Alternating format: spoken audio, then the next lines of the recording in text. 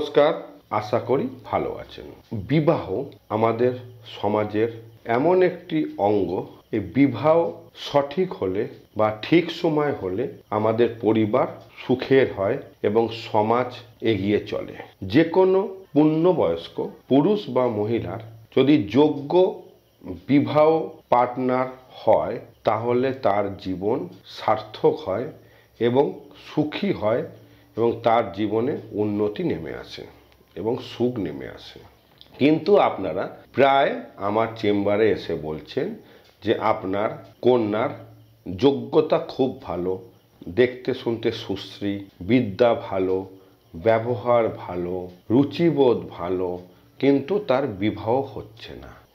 অনেক ভালো ভালো পাত্র আসছে, কিন্তু শেষ সময় তার সেই সম্বন্ধ ভেঙে যাচ্ছে, তার বিবাহ হচ্ছে না। এরমও আপনারা এসে বলছেন আপনার পুত্র খুব যোগ্য, দেখতে শুনতে ভালো, পড়াশোনায় ভালো, ভালো চাকরি করে বা ব্যবসা স্থানও তার ভালো, ভালো ব্যবসা করছে, কিন্তু অনেক কন্যা আসছে, কিন্তু যেই কন্যা আপনাদের পছন্দ হচ্ছে তার সঙ্গে বিবাহ হচ্ছে না বা সেই বিবাহ যে কোনো কারণে হোক কেটে যাচ্ছে। এই রকম অদ্ভুত যখন সিচুয়েশন আসে, সেই সময় আমাদের কাছে যখন আপনারা আসছেন, আমরা তখন এর উপায় বলে দিচ্ছি। কিন্তু এই উপায়গুলোর মধ্যে সবথেকে ভালোভাবে যেই প্রবলেম থেকে বের করার রাস্তাটা আছে সেটা হচ্ছে প্রজাপতি কবচ।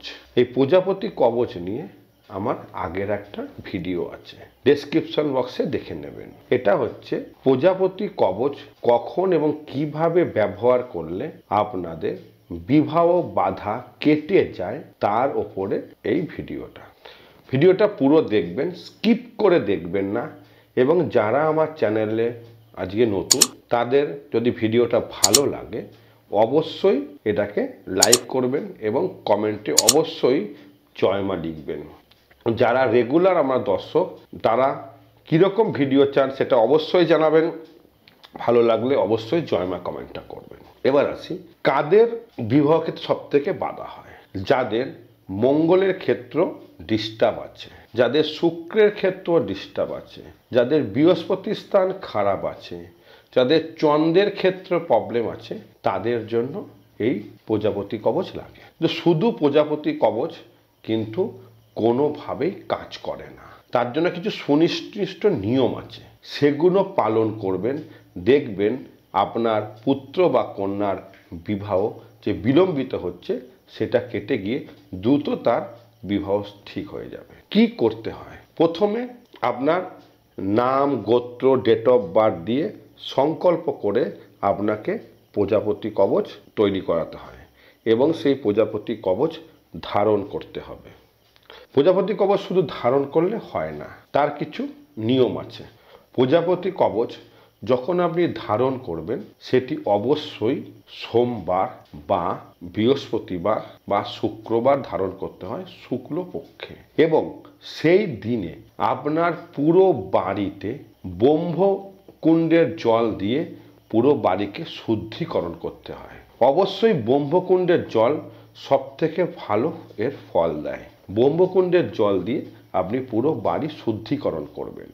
তারপর যেই জাতক বা জাতিকা এই প্রজাপতি কবচ ধারণ করবেন তাকেও প্রথম 21 দিন প্রজাপতি কবচ পরার দিন থেকে, যখন পড়বেন তার আগে থেকে, তার মাথায় চান করার পর পূর্ব দিকে মুখ করে তার মাথায় 3 বার করে ব্রহ্মকুণ্ডের জল ছেটাতে হয় এবং কবচটার মধ্যে সেই ব্রহ্মকুণ্ডের জল দিতে হবে।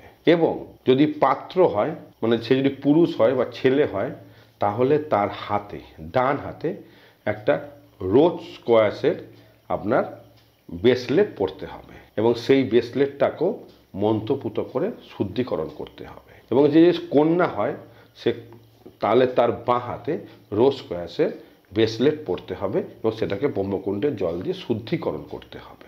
এবং বাড়িতে অবশ্যই একটি পারদ শিবলিঙ্গ স্থাপন করতে হবে এবং পারদ শিবলিঙ্গকে প্রতিদিন কন্যা বা পাত্র, মানে কন্যা বা পুরুষ যেই হোক না কেন, বা জাতক বা জাতিকা যেই হোক না কেন, যে প্রজাপতি কবচটি ধারণ করছে তার মাকে ওই পারদ শিবলিঙ্গতে প্রতিদিন ব্রহ্মকুণ্ডের জল দিয়ে স্নান করাতে হবে এবং সোমবার করে বেলপাতা দিতে হবে। যদি রোজ পারেন খুব ভালো হয়।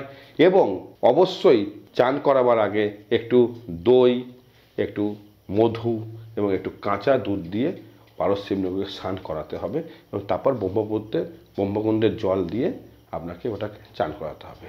এবং এইভাবে যদি আপনি রেগুলার নিয়মটা পালন করে যেতে পারেন, তাহলে আপনার কন্যা বা আপনার পুত্রের বিবাহ যে বাধা সম্পূর্ণভাবে কেটে যাবে। করে দেখবেন, দায়িত্ব নিয়ে বললাম, গ্যারান্টি দিয়ে বললাম, অবশ্যই বিবাহ একদম বাধা ছিল সেটাকে সম্পূর্ণ করে আপনার কন্যা বা পুত্রের বিবাহ ঠিক সময় এবং ঠিক পাত্র বা পাত্রীর সঙ্গে হবে। মিলিয়ে দেখবেন, গ্যারান্টি দিয়ে বললাম, করে দেখুন, পরীক্ষিত সত্য। ভালো লাগলে অবশ্যই ভিডিওটাকে লাইক করবেন, শেয়ার করবেন। জয় মা তারা।